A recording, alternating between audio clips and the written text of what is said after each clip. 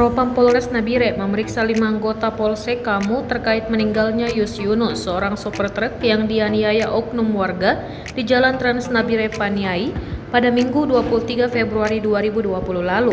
Kelima anggota polisi itu yang mendatangi TKP kasus kecelakaan berujung penganiayaan Yus di Kampung Ekimani, Distrik Kamu Utara, Kabupaten Dogiai. Kelimanya yakni Ibda R, Aibda S, Aibda AS, Bribka JAS, dan Bribda FAF.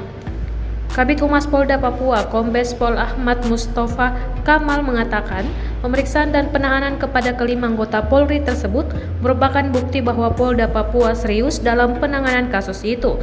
Kelima anggota tersebut diduga lalai dalam penanganan awal, sehingga terjadinya penganiayaan yang mengakibatkan adanya korban jiwa. Setelah proses pemeriksaan, kelima personal tersebut ditahan selama 21 hari ke depan di rumah tahanan Polres Nabire. Menurut Kamal, pihaknya juga tengah melakukan penyelidikan terkait kasus tersebut untuk mengungkapkan fakta sebenarnya, termasuk menyelidiki para pelaku penganiayaan yang saat ini masih dalam pengejaran polisi.